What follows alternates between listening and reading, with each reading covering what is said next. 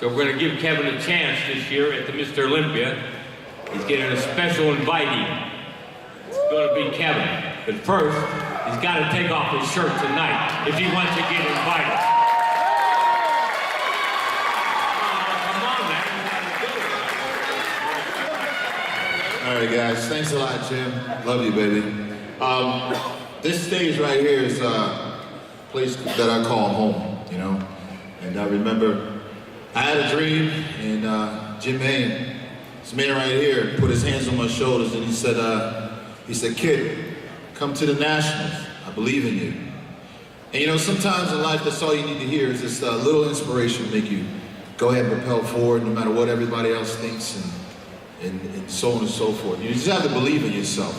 But Jimmy doing that to me was all I needed, because I lost my father when I was 7, 8 years old.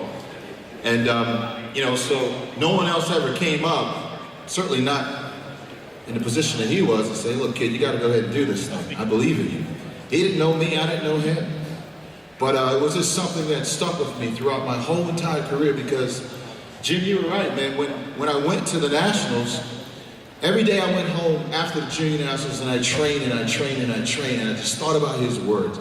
And it stuck with me at night, it stuck with me when I was in the gym, it just rang close to my heart, you know? And I said, if this man is reaching down to me, and it was Mr. Jim Hayne, I mean, you know, and it just gave me the belief that I needed to hear, and I just never forget it. So I want to say, Jim, thank you so much, because my whole career, from you touching me and saying, I believe in you, kid, I built my whole career on that. Yeah, right here on this very stage, this is where it happened. And as you move forward in life, you run through adversities, and you run through challenges, but it was something that really stuck close to me, Jim, and I want to say thank you so much, man. I competed 68 times in the IFBB, and Jim was there for every last one of them. And you know, I never thought that I would have the career that I did, because when I first turned pro in 1992, I got second in Olympia. Then I came home and ended up having a serious pec tear. And I tore my pectoralis major minor completely off the bone. And it was a serious surgery. And no bodybuilder ever came back from that.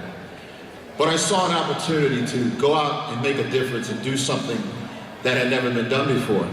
And I built my whole career after I had that serious injury. I went out and I won 64. Well, I competed 64 times.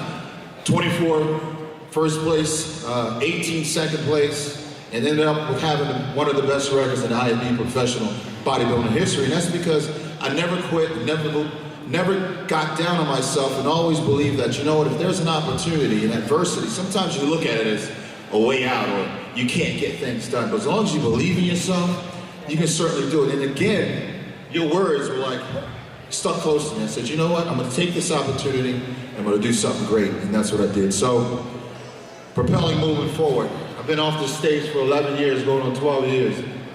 And I've always thought that I kind of left something up there on stage, because I was 4-time runner-up, twice to Ronnie Coleman, twice to Dorian Yates. Seeing the fierce physiques that they brought on stage was just unbelievable. I mean, Steven Weinberger, you know, he coached Dorian Yates. It was just unbelievable. Yates was just like a piece of stone to try to move. But I mean, I felt like I had him. I felt like I got him booed off stage a couple times, you know what I mean? And, but you learn a lot going through that.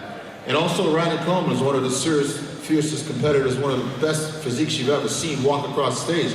Again, you know, I went up against battle against this guy.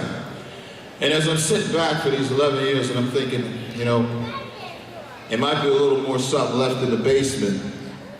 And this decision wasn't just made overnight. This is something that I've been pondering with for the last 8, 9, 10 years after I walked off the stage at the Mr. Olympia.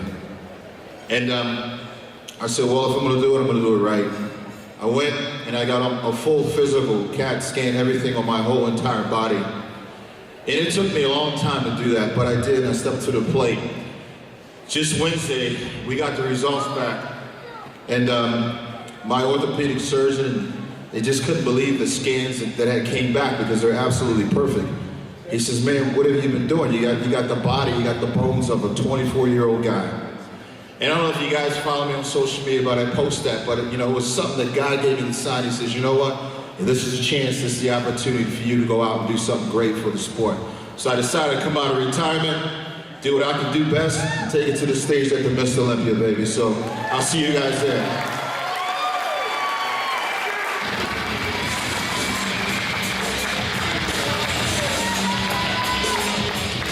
Arms. I mean, I'll pick you up from the airport and take you around town. Awesome. You know? Awesome. I just want to know, you always brought your best in a contest. Now, you haven't competed in a long time. What are your expectations? And I know you don't go in to lose. So why do you think at this age, you know, you can take Phil down? And what are your expectations? What would make you happy? Final outcome. Well, I mean, of course. I mean, I'm a competitor to win. Yep. I don't go on stage. Even when I don't believe that you should train for any IFBB show, walk on stage just to not win. Like, I mean, what I want to hear. That's how he is. That's how every fierce competitor have to believe that, because every show that I've ever competed in, 68 of them, I mean, I went on stage to win. And I wasn't really thinking about who was there, who I needed to beat. I just wanted to win the show. You know what I mean? Nothing against Dorian Yates, Sean Ray, Dexter Jackson. Like, everybody that Phil competes with, I mean, Dexter, me and him had our battles. I beat Dexter, I beat Jay, I beat Ronnie. Never had a chance. Well, yeah, I mean, I got Yates booed off stage a couple times. But, so for me, I'm a competitor. He's a competitor. All these guys are competitors. Nobody's going out there to play second, third, fifth, or whatever. So in my mind, when I'm training, I'm in my zone. I'm going to push my body to the limit to do what it is that I need to do to look my best. You know what I mean? And that's all I think about. That's all I think about. We got another Maryland bodybuilder who wants to ask you a question. Yeah. Bring him in. Take the mic. What's up, brother? Yes, sir. Let's see here. I remember back in 2009, 2008. I feel like I'm at like a family reunion, or one of those, what do you call it, a high school reunion. Yeah, man, this is what's up. 2008, I did an interview with you for Maryland Muscle Machine M3 website. Yeah. And I sat down and I was like, hey, you know what, Kevin, I've been away for 7 years. I'm thinking about making a comeback to bodybuilding. And you looked at me and you were like, okay. You know, but Sean, you were half the size you are now, though, right? Yeah, it was maybe about 212 pounds. See, I know Sean when Sean was small. I mean, you were like, what, 200 maybe? Yeah. And I remember seeing him, he came to me and he says, I want to be a pro, you know? And you guys get it. People tell you that all the time. I looked at him, I'm like, so everything was pain, suffering. You have no idea what it takes, you know? But you know what, man? You did it, and I'm very, very proud of you. I put Maryland on the map, but you continue to put us on the map to this day. I always was a fan of your physiques. What you've done with your body is phenomenal, and I commend you on that, and I respect you for that, you know, because there's room for all of us, man, and I like what you're doing. You got a beautiful physique, man, and I just want to say I'm proud of you, bro. Thanks, man. I appreciate it. But I'm excited to hear that, you know, you're coming back, because you were one of, you know, the guys back in the days, you know, you and Flex Wheeler. Thanks. Back in the late 90s when I'm like, hey, you know, Kevin was, you know, 40 minutes down the road from me. Yeah. And that was my inspiration back then. And we got to get our workout in too, bro. I still remember that phone call. We have a reason to train.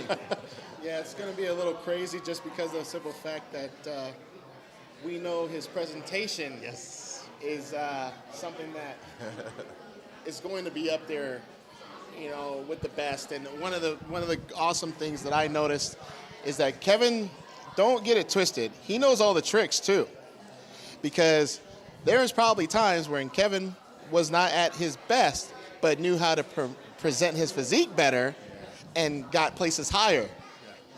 Because I think I read in Flex years ago that you were able to do that.